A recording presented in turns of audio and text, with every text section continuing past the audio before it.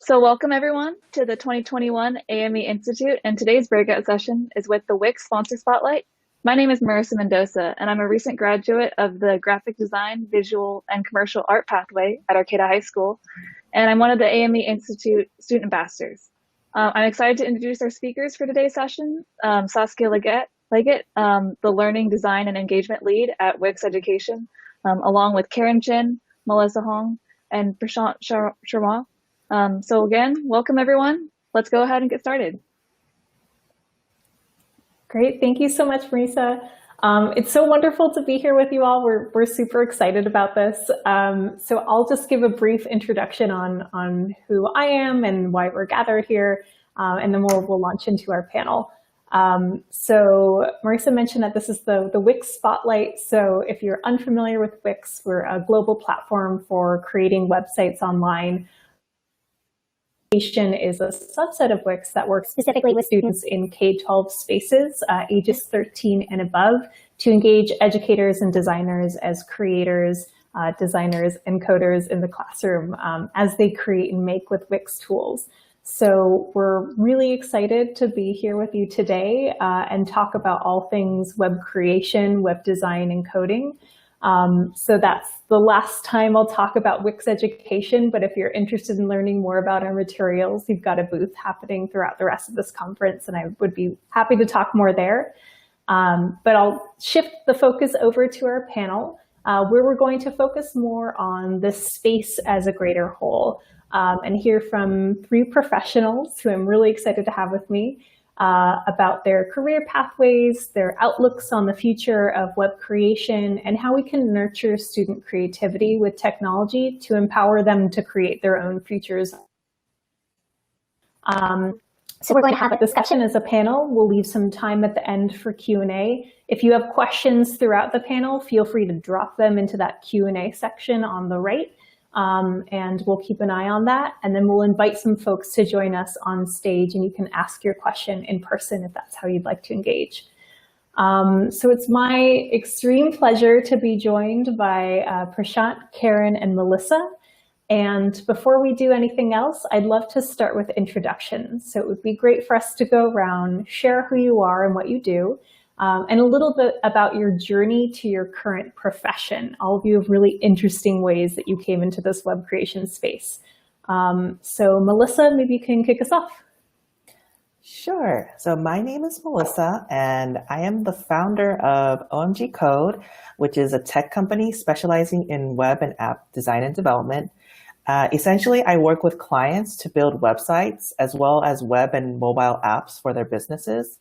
I've been also an official Wix Legend partner, which means I've created over 50 websites as a Wix partner. I also have Velo certification, and I'm a top-rated plus freelancer on Upwork.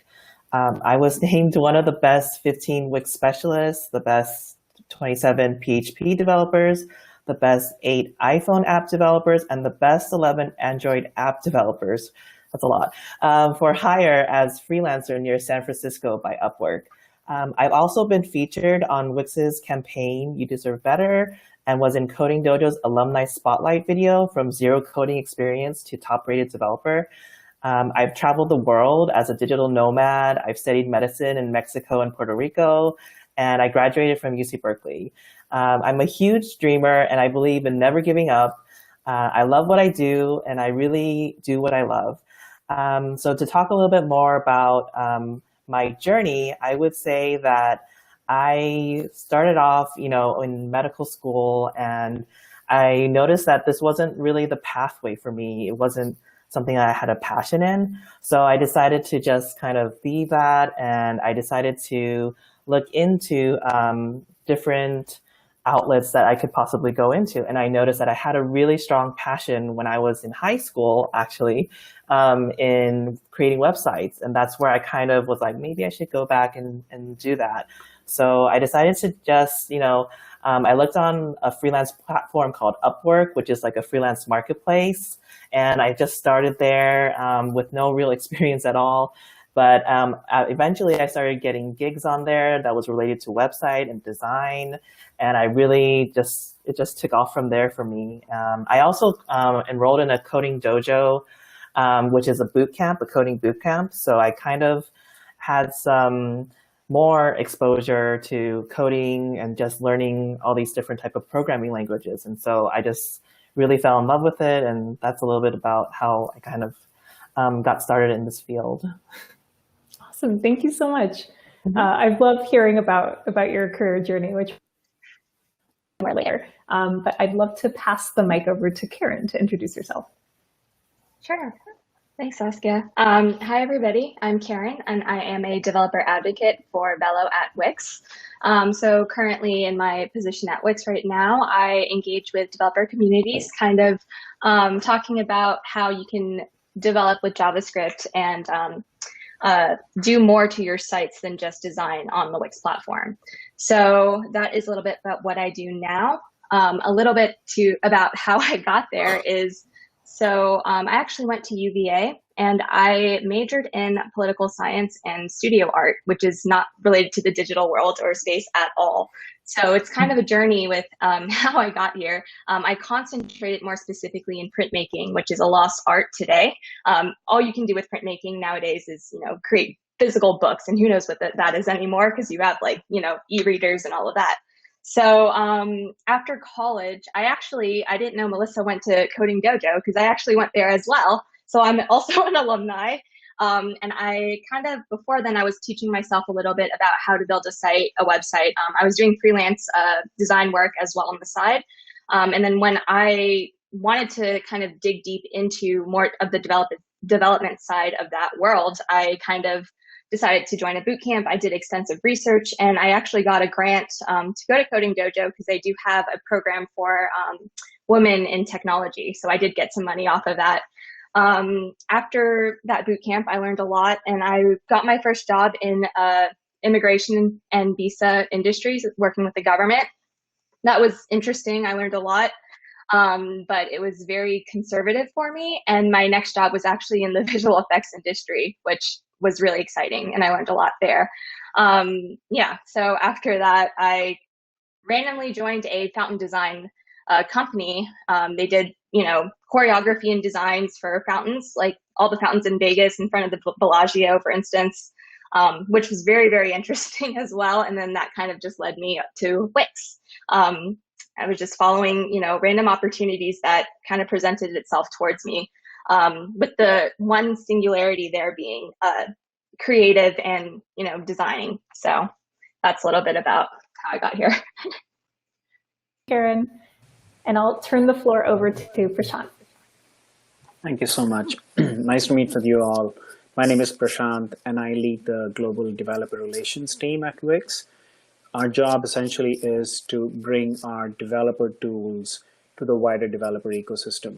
We work with influencers such as Melissa. We work with partners and other technology platforms and find out ways to how make our products more accessible to emerging and existing category of developers. I'm new to Wix as a company. I spent the last 15 years at Microsoft in a bunch of leadership roles across engineering, product, and the last few years in development and startup relations. And when I was a developer, engineering manager, and a product leader, I realized there is this huge gap between by the time you create a product and by the time it's adopted by the market. And there is this significant gap. And that profession of developer relation, it's a very, very new profession. It didn't exist 15 years back. They were quote unquote called evangelist at some stage, technology evangelist. And that evolved into more of a developer relations role where the job is to find out, you create a product, and unlike in consumer industry, it's easier for you to get feedback from users as they use their product or service. When you are writing software code or writing an application or a product, by the time you create it and by the time people start using it, there's this huge gap. And the job of developer relations team is to figure that out, of what is missing, what's working, what's not working, and pick those feedback, those heat maps, and bring it back to the creators to make sure consumers and developers use your products and service at scale. And that's an interesting role. Happy to be here and looking forward to participate through the panel. Saskia, back to you. Thank you so much.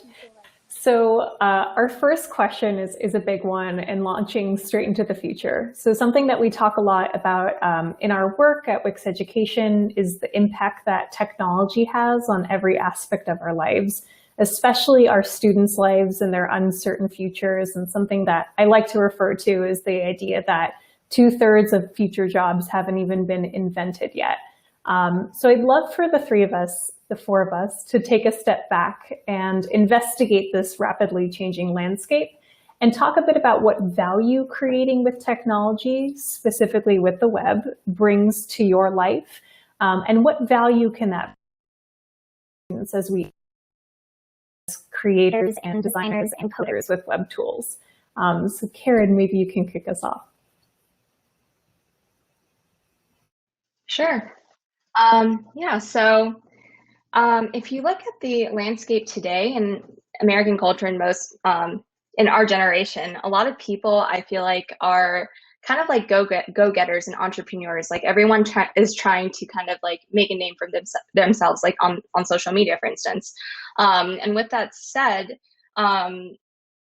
bringing creativity into the picture, you don't really need to know everything about design and coding to kind of get into that field. There's a lot of tools out there. There's so much information out there, open source information where you can teach yourself kind of how to create and design online. And there's communities out there which you can join, and you can meet up with people to kind of talk about where and how and what resources to kind of use to enable yourself to be creative. I find a lot of inspiration from peers, especially when you are, for instance, in art, for example. A lot of what you do is you do critiques on pure artwork. So just grabbing like from an idea and then just sharing that with others, you get multiple perspectives, and you get to open your mind up a little bit more and become a little bit more empathetic towards kind of other viewpoints. Tech is global, and you're not chained to a desk nowadays in your career. You can work from anywhere. You can kind of go into any industry following that path in design and development. Design and development is not just one language; it's a global language. So that's kind of where I see it. Saskia, you're muted. Thank you. For folks that are new to this space, and this is going off the cusp here, it would be really great for us to define what we mean by design and development. So I'm wondering if one of you can take that and just spend a moment referring to that for our audience. I'm putting you on the spot. Sure.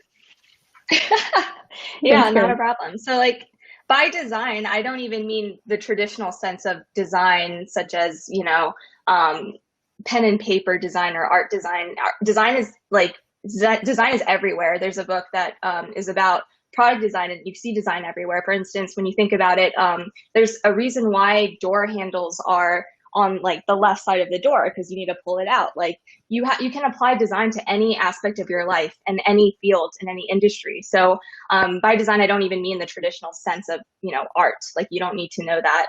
And then in terms of development, again, development is not just computer science. It's not just one and O's on the screen. I feel like design or development can be as simple as like, how do I create something? It doesn't even have to be on a computer. Like, how do I make something? So it's just like that type of logical thinking. Like, how do I get from point A to point B? That's just how I see that. If anybody wants to add to that. Yeah, I think in the history of software development, which is a fairly new industry, relatively speaking, about 30, 40 years at scale, it has never been easier to learn about software development or programming. And I'm talking about, it's a practitioner's viewpoint. I'm drawing parallel between learning software development in a traditional theoretical way, as opposed to learning it by applying what you learn in terms of concepts.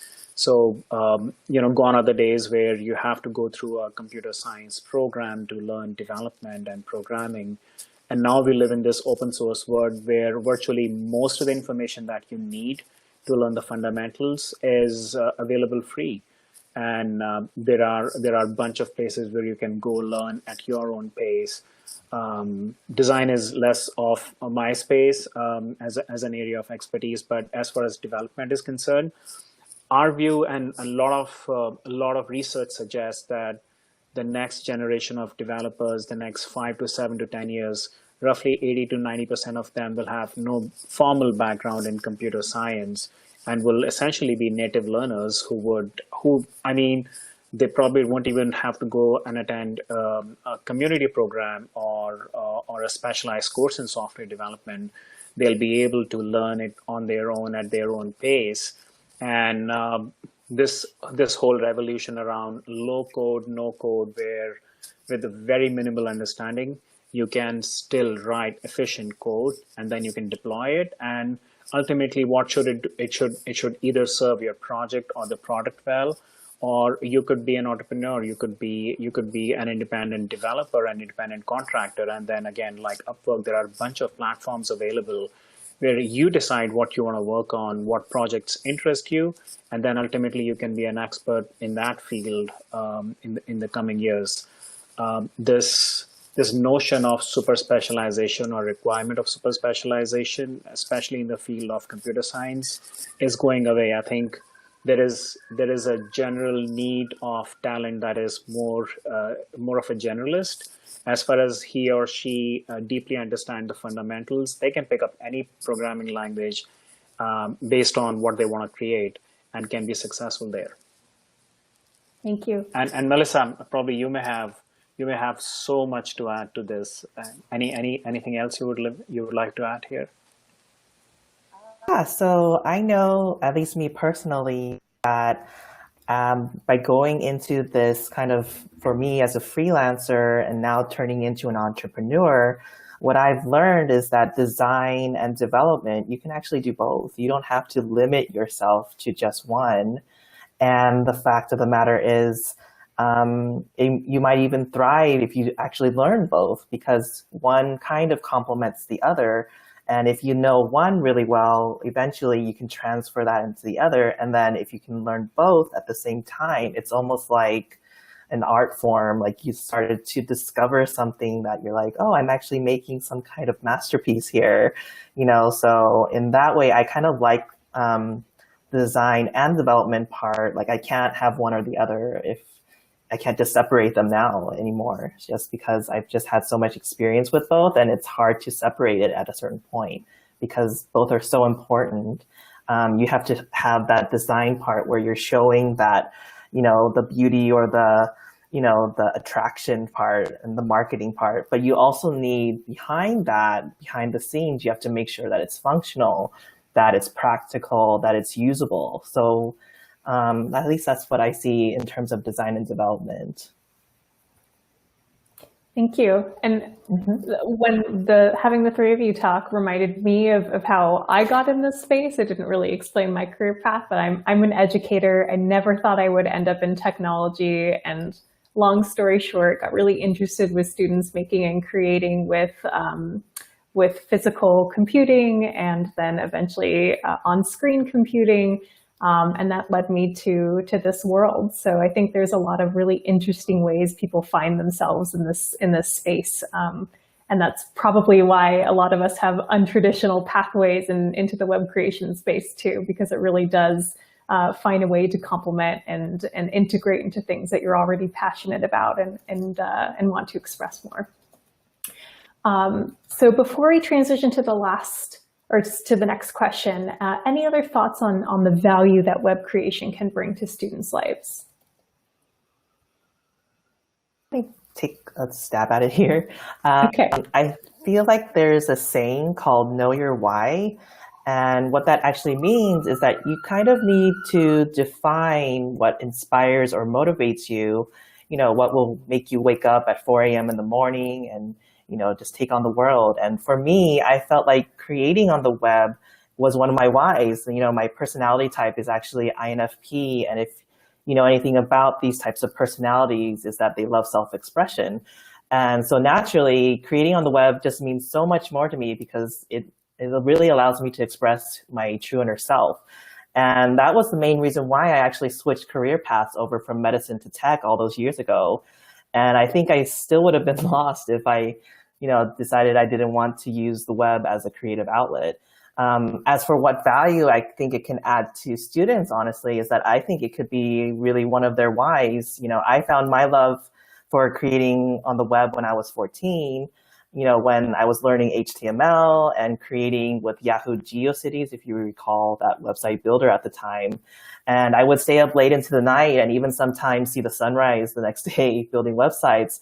You know, this is how much it really meant for me to fully express. And of all the website builders that I've worked with recently, I really enjoy Wix a lot, just because you can really focus on the creation part. And if you're programming inclined, it really helps you learn coding easily as well. I really think Wix kind of nailed it on the head, really, when they created this website builder, because it works for designers and developers alike. You know, as a designer, instead of focusing on the code behind the design, you can now let loose on your creativity and really hone in on that. And then as a developer, Wix really tries to lower that learning curve and also has maybe some pre-made functions, for example, the Wix Google Maps element that's already there for you instead of you trying to spend a week trying to set that up. You know, so in a way, and then also the Velo language really reminds me of jQuery, and in so many ways, which is kind of how JavaScript was made easier to use, you know, for that, you know, specific programming language. So I just enjoy overall, I would say, just the Wix environment. Great, thank you. I think that takes me to my next question, which is for you, that when you and I met, I was really struck by your pivot, and you know, we're talking about different career pathways into this space, and how it's so easy to express yourself without, you know, having to get into the technical details. So I'd love to learn a little bit more about if you have advice for educators with students who are maybe interested in multiple careers, and how they can help support that. Yeah, sure. So first, I want to say that life is definitely not a straight path. It's okay for there to be, you know, twists and turns along the way, and I've learned that a lot in my own life. And it really takes a lot of bravery and courage to admit to yourself, you know, that maybe the path that I'm currently on isn't necessarily the right one, and to really take that leap to get off the current path you're on and follow a new one. Which brings me to when I was in 2016, I actually left the security of, you know, being a medical doctor in search of my passion. I stumbled upon Upwork, which is a freelance marketplace that connects freelancers with clients. And I really had no experience at the time, but I started off as a virtual assistant on the platform. And also during that time, like I had mentioned earlier, I enrolled in Coding Dojo, which is a coding bootcamp for full stack software development. And of course, while I was there, I really fell in love with the web and app design and development part. And then I would say that my passion for this field really got tested when I gave my last $100 to a motel deposit while I was pregnant with my second child. And really, instead of giving up at that moment, I just kept true to my passion, and I just persevered through that part. And you have to just really ask yourself when you're at that moment in time, like, is this worth it? Am I still going down this path? You know, should I give up or should I quit? And, you know, when you ask yourself that, if you're really like 100% in on this, you're going to just be like, I'm going to keep going. And you're going to say, okay, now several years later, I'm starting to beginning to see, you know, the fruits of my labor, of the fact that, you know, it's so important to be so true and honest with yourself and really believe in yourself, you know, follow your dreams and really never give up. And so for the advice that I give to students and educators is maybe not go down the same path that I went down in terms of like, you know, getting to that struggle moment when you're like at the part where you're kind of wondering exactly, you know, if I'm really gambling, you know? You want to try to make a smoother transition for yourself. You want to make like a safety net first. For example, like if you're currently working on X interest and you want to instead go into something that is interesting to you that's of Y interest, you know, maybe still keep doing X, but at the same time, you want to build that bridge over and switch over to what you're really passionate in, which is Y. So maybe instead of me starting freelancing with no real background, I would instead start freelancing as, you know, as a side gig, you know, and then make sure that I'm still with my day job. And then once I generated enough income with my side gig, then you can quit, you know, your current position and then, you know, work on full time on your, you know, on what your passion is. And if you are in a school and have multiple interests, like current high schoolers, I would say try building off of each interest, you know, and see if that's truly the one that you want to pursue. You don't have to put all your eggs in one basket necessarily, but you can spread out your interests and see what one of them really pulls at you to see if that's the one that you really truly want to do. I also think it's a really good thing to sit down with yourself and have a really honest conversation and find out who you are, you know, and what you're really passionate about. And it's totally okay for interests to change over time. That's life, I would say. And if you end up, you know, having to switch paths later, you know, that's totally fine too. Just have the courage, you know, to take that leap and with appropriate safety nets installed. Thank you so much. I definitely feel like a lot of us have tried things out and failed and learned so much from that. So that's, you know, an important lesson, even though we definitely want to make sure there's a little bit of a cushion to land on when that happens. So we have so many questions to go through. So I'm going to do the next few fairly quickly. But I would love to pause and have us talk a moment about creativity, which I think is such an important thread that goes through the creation, the design, and the development space. And we talk, again, a lot about the importance of students being creators rather than consumers of technology. So Karen, I would love for you to talk a little bit about, in your work as a designer and now as a developer advocate, you encounter a lot of this kind of creative thinking. So it would be great to hear about your thoughts on nurturing creativity and how creative pursuits might impact the lives of our students. Oh, definitely. Yeah. So, I mean, throughout my career, the one thing I really like is that I really like the fact that what I'm working on is not stagnant. It's always dynamic. Everything's always changing. And you can apply this to freelance design work and development work as well. You're never working on the same thing. And you're forced to think outside the box. So a good example is when I worked at that visa immigration company for the government, it was very conservative, but I also was tasked with updating the website to make it more trendy. But I couldn't go all out trendy or use, you know, my trendy art background. I had to, you know, bring it down a level. And you see this a lot when you work with clients as well. Sometimes a client will ask you to create something and you know it's not a good idea, but you have to compromise and kind of figure out a way or problem solve a way to kind of get a good result. And that's your job as a designer or a developer. Likewise, like sometimes when you're creating an app for somebody, everything on their ask list is not doable. So that I find is really exciting, just to be able to work on different projects all the time. Another good example is like when I worked in the special effects industry, I got to learn a lot about animation, and I got to see how other teams worked and learn a little bit more about that industry. So it's just bouncing ideas again off of each other and just seeing what inspires you. And when you find something, when you're working with these other groups of people, that kind of pulls your interest towards a different way. Like I had no idea what like the process of animation was, and now I do it like on my free time just for fun.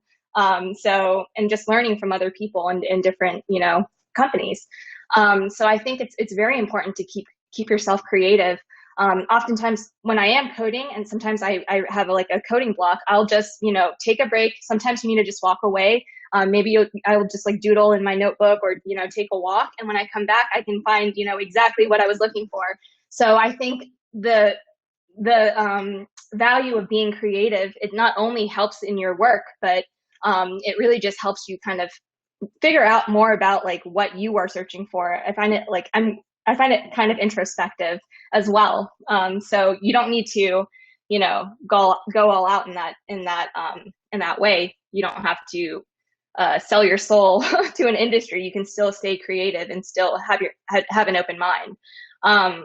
So I think that is one of the hugest takeaways. Just always like learn different things wherever you are, from any job, and you never know, because you might be interested in something. Yeah, definitely. And again, talking about career paths, I feel like there might be, a thread that you pick up in one career that leads you to the next one, and you'll just end up in a space that you didn't expect at all. So really like following what you're passionate about and being open to things that are new and maybe a little bit scary, I think is something that I wish I had known as a student, or someone had told me when I was a student.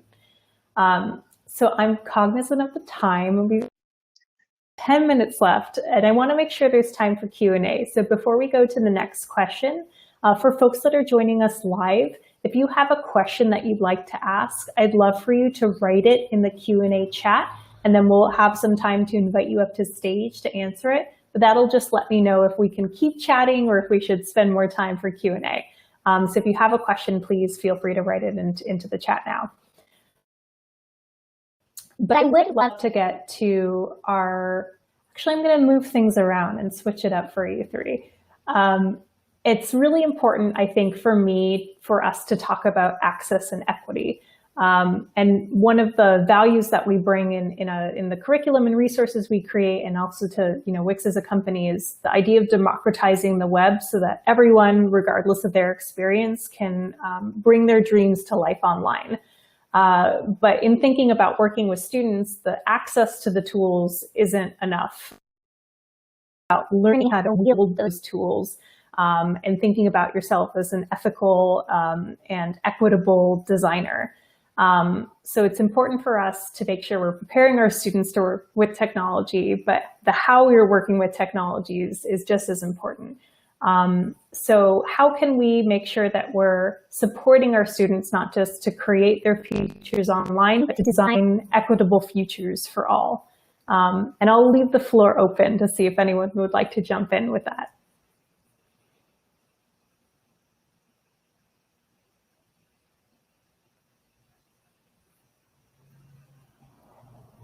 My favorite awkward silence time. Okay. So maybe Melissa or Karen, if you can kick us off with that. Sure, I'll start. Thanks. Yeah, so I mean, I think accessibility is very important in terms of technology, and it interlaces with design as well. There's something on the web called the ADA compliance. It's Americans with Disabilities Act, and it's so that users with disabilities can access the web and see a website and see and hear exactly what's on the site. So a good example is a high contrast text with a different background. Like, you want to be able to see that. And for people who are using screen readers, you want to add something called alt text, which like identifies an image as what it is. And not only does this help with design, but it also helps with, accessibility, and it helps with visibility online. So I think a lot of this is like interlaced with one another in terms of best web design practices and standards in technology. In fact, not to go too tech heavy there, but like with SEO, a lot of SEO ranking on Google is based off of how accessible your site is and user experience. And user experience is a new field. It didn't exist 10 years ago, but that's a huge field nowadays. That's like a lot of people are really getting into nowadays. And it's all about how users are experiencing a site or an app, and what makes visitors want to visit your app, and what information is most important. So, I mean, I could talk a while about this, because I could even go into, web design practices, best design systems methodologies that are defined by Apple, for example, in terms of, you want to keep the most important content at the forefront, and then everything else is kind of just, design. But what is design without meaning? So that's a little bit about, that. And also I wanted to talk a little bit about like accessibility in terms of in terms of like gender inequality in the workforce, like I mentioned before, for Coding Dojo, I got, I got money, I got a grant to go to school because I was a woman in tech. And I know currently in the tech industry, about 25% of coders are females, which is crazy because maybe like 10, 20 years ago, it was higher. So the numbers are going down for some reason. And I think a lot of these programs like Girls Who Code or Women Who Code, or, all of these types of programs are really helpful in just like exposing people to these industries where you wouldn't think you would be interested in. And I don't want students to feel like intimidated by that, just because I'm a girl, and a lot of the previous jobs I've had, I've been the only girl. So I want to encourage more females to kind of, get into that. Yeah. Awesome. That's Yeah, I think that, yeah. Yeah, that goes, access and equity, I think, go with, not just thinking about like what we're teaching, but who's invited to the table, how we can open up more opportunities for people to feel welcomed and seen and supported. So it's not just like providing the experience, it's really thinking about how to make that experience sustainable. Keeping an eye on the time again, I'm skipping around a bit more. There is a really great question in the chat for us to get to. Marissa, I'm going to read your question out loud. So how do you find a place to start when finding opportunities that combine the intersection of art and technology? There's so many different things available right now. How do you filter through it? And I think the three of you have so much experience. So maybe we can tie this question into our last question, which is what advice do you have for educators that are interested in, or have students that are interested in career pathways in the web creation space? So it would, yeah, Prashant, it would be great if you could take that thread. I think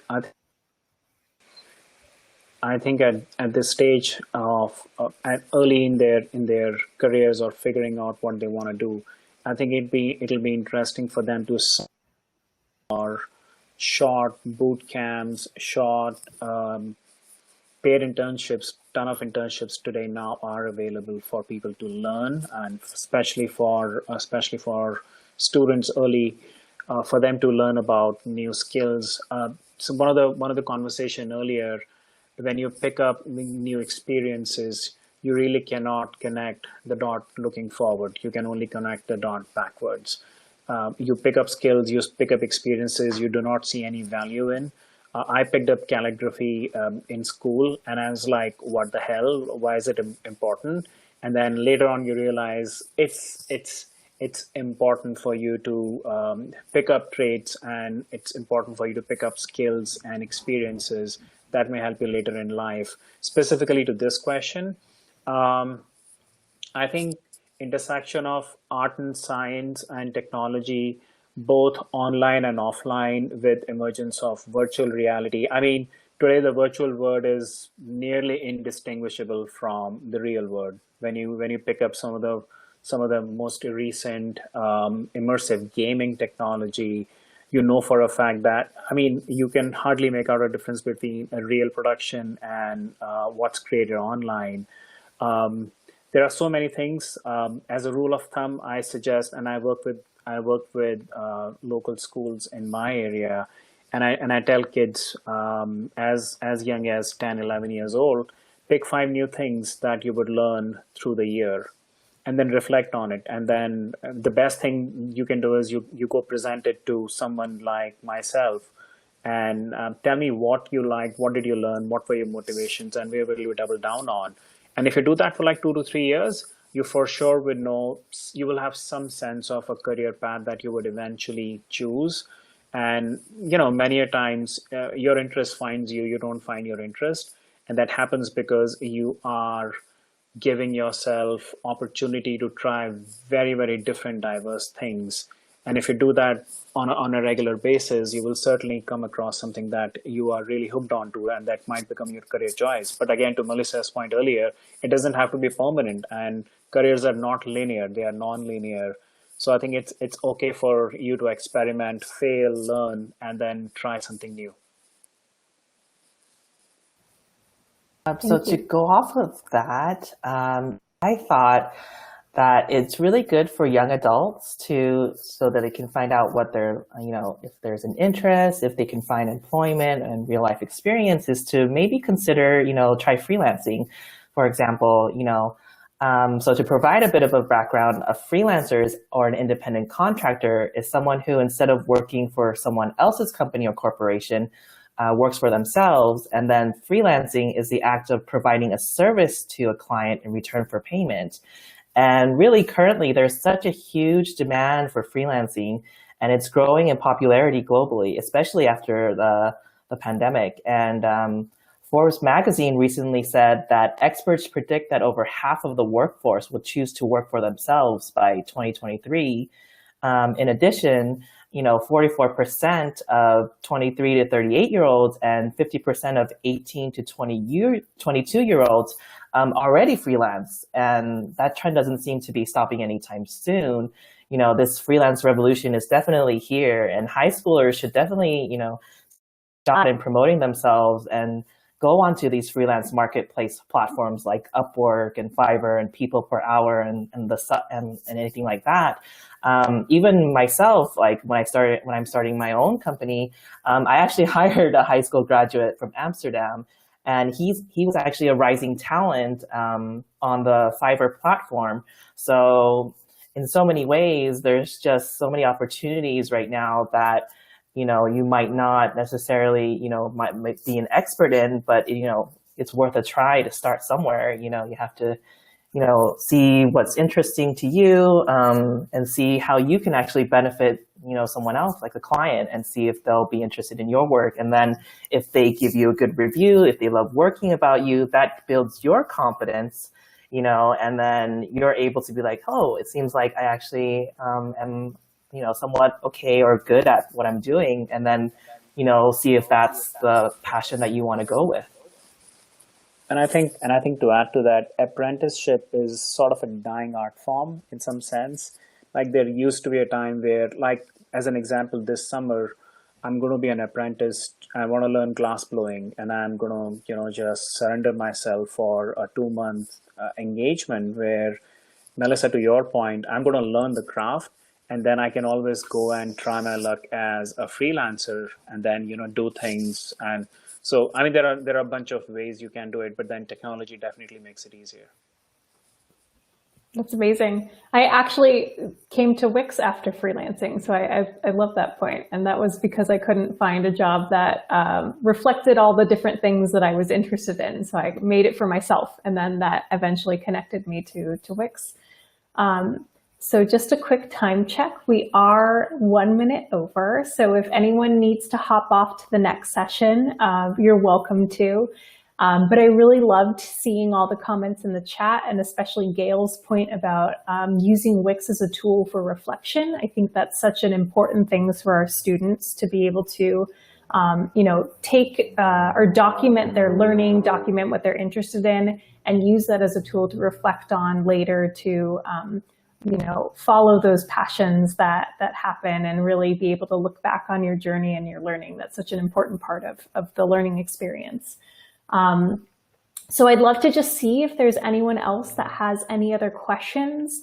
If you'd like me to invite you on stage, we can stick around for a little bit longer if that's okay with our panelists, and just see if there's any other questions before we move on. But maybe as we do that, any last thoughts or pieces of advice that the three of you might have to share with our educators that you'd like to close with? Keep encouraging experimentation, keep encouraging fiddling with new technologies. One thing that I have seen people not do enough is ask for help. I think all you have to do is raise your hand, reach out to people around you, within your community, or even companies. Someone over LinkedIn reached out to me. She's a student in high school, and she saw some job opening on our team, and she said, "I want to apply, and I want to be a part of it." I would just say, ask for help and ask questions and try new things. And we have Gail, I guess, joining us now. Hi, Gail. I invited you on Hi. stage. Hi there. I'm so busy over here getting ready for my presentation for tomorrow. But I do the Girls Who Code. I've been advising them for a number of years. And one of the things that we found, or that I found, and this was a student who kind of suggested, is that we don't look at the coding as coding, but as collaboration with everybody else. Like, what can you do? What can you offer? What can you bring to the table? And when we did that, our Girls Who Code numbers grew tremendously because maybe the girl who's not interested in coding, she can go to a Wix or to a Weebly and she can kind of help design. And maybe the girl who's I'm thinking of Melissa Lee, who just asked me yesterday for a recommendation. She just graduated. She's really good with math and numbers and accounting. So she became our bookkeeper. So within that context of like, what are you good at? What do you like? We were able to form a real cohesive and strong group of leaders. And the big idea with my girls was, well, we want to bring this forward to, if girls can do this younger, if they can think about themselves as entrepreneurs, as coders, as bookkeepers, as, you know, accountants earlier, then perhaps we'll win. much to Karen's. So they actually went to the elementary school to start teaching girls how to have confidence. Because they say, well, they kept breaking it down to me as like, well, what's missing? Well, they don't have any confidence. Once they get to like third grade, all of a sudden they think boys are really good at this stuff and we're not. So they started teaching the girls confidence, how to make presentations, simple things. And I think that's kind of, I can't take credit for that, except for that I was able to hold the meetings and say, what are you guys learning? Thank you for sharing that. I love that. One of the things that we, oh, sorry, Karen, go ahead. Oh, I was just going to say, I wish I had that program when I was in elementary school. Me too. I'm jealous. Well, I started out as a web designer. Well, I went back to school at 40 because I was always into coding and decided I'll just go back to school and learn this. So I enrolled at the community college and went back, much like Melissa, I was a stockbroker. I went back and completely revamped my life. And then it was kind of an interesting thing. I mean, I haven't been 40 in a long time, but to kind of know where we were then in terms of women in industry and where we are now. And that's kind of, you know, the push for me is like, why I do what I do, because I think more, I mean, my son, I have two boys. I don't have girls, unfortunately, but my oldest son was my web designer when he was in elementary school, because he wanted money. And I said, okay, well, you can be my partner. And basically, when he was in the 5th, 6th grade, taught him how to code. And he taught himself most of it. I didn't have a babysitter, so I kind of dragged him to class with me. And he would sit in the back and just absorb it all. And one day he said, Mom, I can help you. I said, okay. I said, you want money? I'll pay you half of whatever I make. Well, he did 90% of the sites. So for me, that was great. But that's kind of how that came about. I love that. I think one of the things that we talk about so much too is providing those multiple pathways of, you know, and the four of us discussed this in our pre-meeting of, you know, you don't have to become a coder either. You can be really interested in product or marketing or writing, or like I'm a teacher, so that's how I got in the space. And I wish those pathways were highlighted more of the different ways that we can still engage with things that are interesting to us, and it doesn't just take one skill set. So I really love that you highlighted that. Thank you. Yeah, you're welcome. I think it's an important thing to think about, especially. I remember my first website that I designed. The person said, "So aren't you going to like do all the writing and provide all the photos?" And And I was like, well, no, I'm just going to code what you give me. And that was kind of an awakening on my behalf too, because I think I'm a lot like Melissa. I kind of just like put it out there, just see what happens. Yep, I could relate to that. Amazing. Gail, thank you so much for joining us. This was a really wonderful way, I think, to close out our session. So I guess if there's any other questions, I'm happy to stick around. But formally, Melissa and Karen and Prashant, thank you so much for joining. This was such a pleasure to have a conversation with you and share our thoughts more and inspire educators and students on the web. So thank you so much. This was really wonderful. Thank you for and organizing. Thank you, Gail. Thank you. Okay, cool. So I'm happy to stick around, but I think it's just us. So maybe we can end this session. But thank you so much to the three of you. This was such a pleasure. Likewise. Thank you so much. I had such a great time. Thank you. I'll be in touch. Okay. Thanks, Saskia. Okay. Bye-bye. Bye. Bye. Bye. Bye.